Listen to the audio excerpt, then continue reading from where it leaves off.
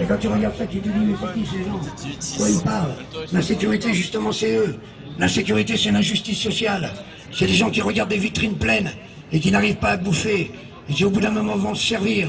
C'est des gens qui t'insultent tous les matins en te disant, regarde-moi ce que j'ai. Et toi, t'as rien. C'est de ta faute parce que t'étais pas capable. Mais les incapables, je les connais, je sais d'où ils viennent. Descendez sur la Côte d'Azur dans des grands hôtels. Vous verrez comment ils se comportent avec les femmes de ménage. Vous verrez aussi comment ils sont pas capables de nettoyer leur chambre. Et comment ils sont au con. Et comment, au bout du compte, au fond d'eux-mêmes, il n'y a que l'argent qui les guide. Ils croyaient être quelqu'un, comme les abrutis du Paris Saint-Germain qui disaient les Arabes dehors, qui gueulaient des cris de singes quand il y avait des Noirs qui jouaient sur la pelouse. Aujourd'hui que c'est le Qatar qui les a rachetés, ils ont vite plié leurs banderoles. Ils sont rentrés un par un, comme ça, tranquillement, en se disant, pourtant les Qatariens sont quand même à quelque part aussi des Arabes, me semble-t-il. Alors on me dit, oui mais non, tu comprends, c'est pas pareil.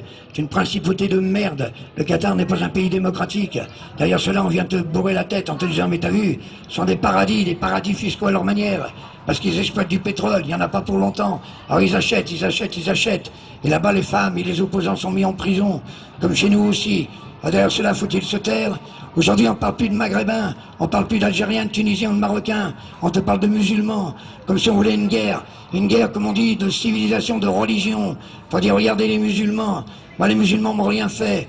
Et les mecs qui sont capables de prier par terre en quittant leurs chaussures, et qui prient là où ils sont, et qui s'agenouillent par terre à ras du sol, me plaisent autant, et beaucoup plus, que ces chrétiens qui arrivent avec des prie-dieux qu'ils ont loués, parce qu'ils ont de l'argent, pour mettre leurs jolis genoux, et prier un mec qui a donné sa vie en disant aimez-vous les uns les autres, qui a jamais voulu des papas mobiles, ni la Banque du Vatican, qui a jamais réclamé tout ça, qui a jamais demandé tout ça, qui a simplement marché pieds nus, en se disant bon Dieu, humanité, essayez de réfléchir, tué par les pharisiens, tué par son propre peuple, assassiné, comme on dirait aujourd'hui, fusillé sur place, on appelle ça finalement mettre en croix à l'époque. Et derrière cela, les mecs, ils vont en pèlerinage.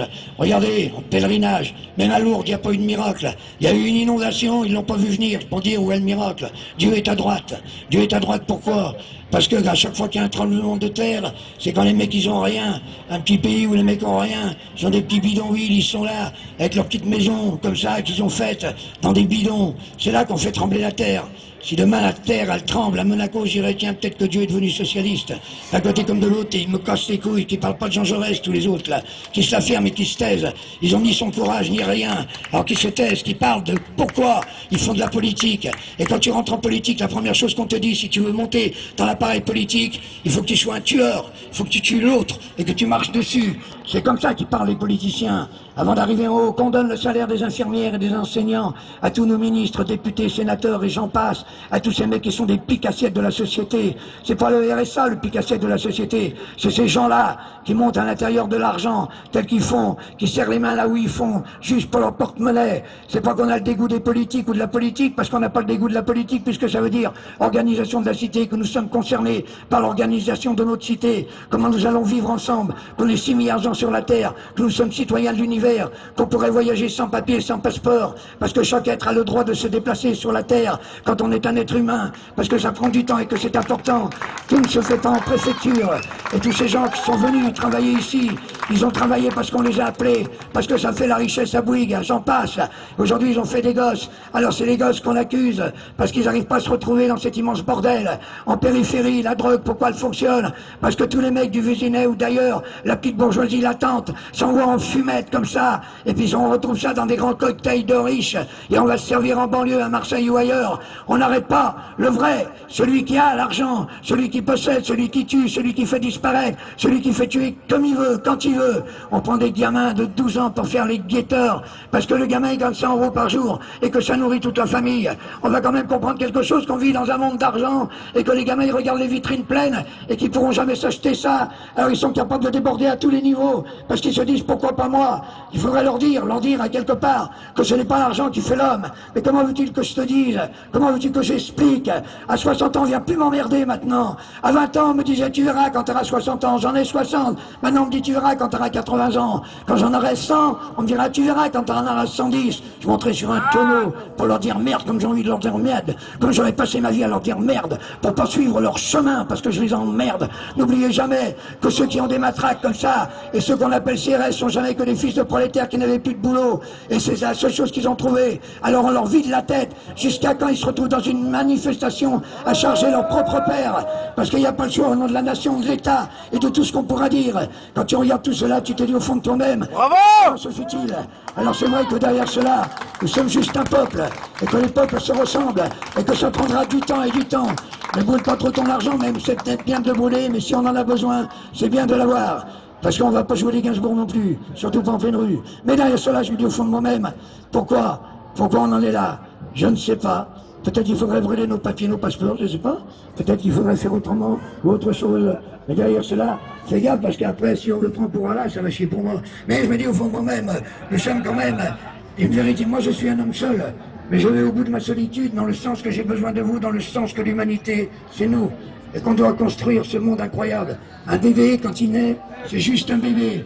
Et ce bébé, il est ni raciste, ni rien. Il est là, il est bébé. Et puis tu vois le père qui lui dit « Ah, quand tu seras grand, tu voteras Front National. Hein. Ah, quand tu seras grand, tu voteras Front National. » Et le bébé, qu'est-ce qu'il fait? Il chie. Voilà, c'est tout. Parce qu'il a juste envie de chier. Voilà. Alors, mais justement, c'est là le grand problème. C'est les questions à se poser. Pourquoi on vote pour eux et pourquoi ils ne tiennent pas à leurs promesses? Mais nous, qu'est-ce qu'on veut vraiment construire en ce monde? De quoi a-t-on vraiment besoin? Est-ce qu'on réclame que de l'argent? Plus d'argent? Je suis d'accord, quand je vois les petits salaires. Ceux-là, il faut les augmenter. Il faut que les gens puissent aller mieux dans leur vie.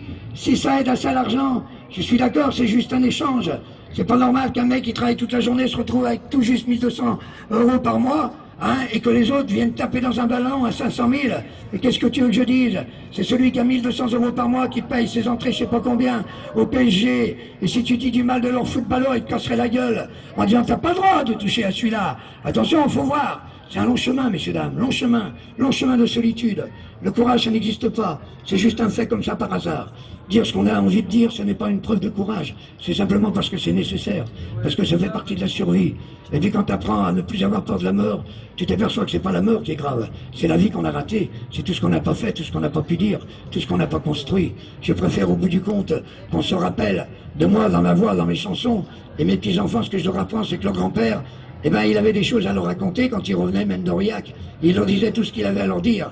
Et qu'ils entendent bien ma voix et qu'ils s'en rappellent. Et qu'ils disent un jour, ah, si tu avais vu mon grand-père, ça me touche. Beaucoup plus de savoir quel meuble j'ai. Tu vois la manière qu'on pille les meubles des vieux, comment on vide les appartements quand ils sont morts, comment on revend tout ça juste pour la thune, comment on vide les appartements, les petites maisons, les petits trucs, parce que ça fait de la thune. Et puis après, tu vois, le seul mec qui a plus rien. Et quand t'as grandi dans une maison d'enfance et que tu te rappelles la maison où t'as grandi, des fois t'as pas envie de la vendre. J'ai un ami, moi, qui habite sur l'île Dorée. C'est un type fabuleux. Il a hérité de la maison de pêcheur, de son arrière-grand-père et de son arrière-grand-mère. Et ça allait comme ça. Sauf qu'aujourd'hui, il est imposant sur les grandes fortunes à cause de tous ces connards qui sont installés là-bas et qu'on fait flamber les prix. Et lui, il ne reste plus qu'un seul choix, c'est de vendre sa baraque. Sinon, on va lui la saisir parce qu'il ne peut pas payer les impôts locaux et les autres impôts. C'est quand même incroyable, la manière qu'on a de virer les gens juste par l'argent. Alors c'est pour cela que c'est un très long chemin. Et puis finalement, au bout du compte, je n'ai jamais renié ni mes 14 ans, ni même mes 5 ans, ni même mes 60. Je me pose la question sur mes rêves de gosse. Et ces rêves de gosse, je ne les trahirai jamais. Parce que quand je prenais mes amis par le cou, et qu'on était en train de courir comme ça dans le peu de nature parfois qu'on avait, et qu'on se disait qu'on était les meilleurs amis du monde, c'est là que j'ai rêvé le plus dans ma vie. C'est là que j'ai eu le plus d'émotions. C'est là que j'ai été le plus fidèle avec moi-même, en me rappelant tout ce qui était possible et inimaginable. C'est pas dur d'être chanteur, c'est simplement un fait comme on est boulanger ou comme on est charpentier. Je sais très bien qu'on a besoin plus de charpentiers que de gens qui viennent chanter dans la rue, mais n'empêche qu'on fait partie de l'ensemble, et n'empêche que cet ensemble existe ensemble. Messieurs, dames, vous avez tout dans les mains. Messieurs, dames, vous pouvez tout partager. Le travail, et j'en passe. Travaillez moins, faire gaffe à vos gosses. Essayez de comprendre pourquoi il y a 6 milliards de gens sur la Terre. Dis non au patronat d'un seul coup. Je rêve qu'on dise d'un seul coup que tous les gens se lèvent, que tous les syndicats du monde, mais ils n'en sont pas capables. se lève en même temps en disant nous allons faire une grève internationale et nous allons tous arrêter de travailler au même moment dans le monde entier. On verra des gamins de 6 ans qui sont en train de coudre des pompes que nos enfants achètent dans les supermarchés de leurs 6 ans. Pourquoi? Pour même pas 10 € par mois, pour essayer de nourrir la famille, parce que ce sont des familles nombreuses. Parce que quand je vois que des mecs, ils vont chercher dans certains pays des yeux, des organes, pour des greffes d'organes pour leurs gamins. Moi je dis que celui qui les vend est un salaud, mais celui qui les accepte en sachant pertinemment d'où ça vient est un salaud aussi. C'est pour ça que dans certains pays, tu croises des fois des petites filles, des petits garçons à qui il manque un œil. C'est le plus âgé de la famille qui a donné son œil ou son foie ou tout ce que tu voudras, juste pour que la famille puisse survivre. Ils savent très bien comment ils font, ces vendeurs d'organes, comme ces vendeurs d'armes. Je préfère mourir seul et tranquille et paisible, en me disant que je voulais pas de ça, que je ne suis pas né dans le monde que j'aimais, mais qu'à travers tout cela, il fallait que je me batte dans un monde que je n'aimais pas, pour essayer de faire comprendre aux gens et de comprendre moi-même pourquoi la vie, c'est simple, que c'est rapide, et que ça ne dure pas longtemps, et que c'est l'acte le plus beau. Quand on dit à un enfant, regarde comment il est mignon, regarde, il vient de naître, on lui donne la vie, et puis après, qu'est-ce qu'on lui dit? On lui dit maintenant, eh ben, tu vas la gagner, ta vie, il y a quelque chose qui va pas à l'intérieur. C'est pour cela aussi au niveau purement social que je suis pour le salaire des étudiants, pour que les mecs puissent étudier et qu'ils choisissent le métier qu'ils aiment, ce qu'ils ont dans les tripes, ce qui leur fait plaisir vraiment à l'intérieur d'eux-mêmes. Et quand ils ressortiront médecins ou qui tu voudras, eh ben ils ressortiront avec ce qu'ils aiment et qu'on les aide. Et quand ils seront ceux-là, ils nous le rendront. Et comme ils nous le rendront tous ensemble, c'est pour cela qu'il ne faut pas les laisser tout seuls courir sur des pelouses quand ils ont des seringues. Il faut que ce soit les parents qui aillent les chercher, pas les éducateurs, et qui prennent leur enfant dans leurs bras en disant qu'est-ce qui se passe, dis-moi ce qu'il y a, qu'est-ce qui se passe, pourquoi ça va pas comme ça. Faites attention à vous, jeunesse, ils feront tout pour vous assassiner, comme on a assassiné les Indiens, en leur balançant l'alcool, en les empêchant de vivre et en tuant leur plus beau rêve, qui était un rêve de partage. Ils savaient ce qu'était la terre, ils faisaient attention à chaque goutte d'eau, à chaque chose qu'ils consommaient, parce qu'ils savaient qu'ils en avaient besoin juste après, et que les générations après en auraient encore besoin. Ça s'appelle la vie, messieurs dames, et c'est un acte merveilleux, et c'est nos parents qui nous la donnent. Et à travers tout cela, quand ils nous l'ont donné, alors on doit quelque chose à nos gosses, mais on ne doit pas leur apprendre la parodie du monde. On doit leur dire, tu sais, maintenant on va se battre ensemble pour essayer de faire que les choses changent un tout petit peu. Je suis peut-être un utopiste, mais parfois je suis fier de l'être. Quand je vois ceux qui ne le sont pas, les réalistes, soi-disant réalistes, alors qu'ils ne le sont pas du tout, m'emmerdent. Les économistes aussi, avec leurs 0,02%, parce que la bourse s'est effondrée. Et bien que la bourse s'effondre complètement, et que finalement, au bout du compte, on en finisse avec cet acte barbare qui s'appelle tuer les gens au niveau d'un stress. Chez nous, on les tue pas comme ça avec des fusils, on les tue au niveau du stress, on les empêche de vivre. Et puis tu sais, quand tu vas beaucoup plus loin, quand tu voyages dans le monde entier, même en ce moment, si dans les pays des Maghreb ça pète, tu verras comment tu es reçu par les gens.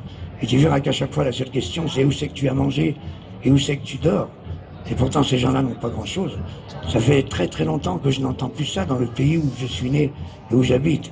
C'est pour ça que je leur dis souvent, surtout ne nous ressemblez pas. Et tous les combats sont leurs combats. Et tous les combats seront les plus merveilleux. Et les femmes du monde se battront dans le monde entier par rapport à leur indépendance à elles, comme elles l'ont choisi, pas par rapport à des mecs qui viennent comme ça à la Chambre des députés pour dire nous allons parler pour les femmes, ou des femmes qui essayent d'être députés en ressemblant tellement connement aux mecs. Il n'y a qu'à regarder la gueule de Morano pour comprendre que finalement du compte, c'est un mauvais croisement. Je vais vous chanter une chanson parce qu'avant tout, je chante des chansons. Bravo!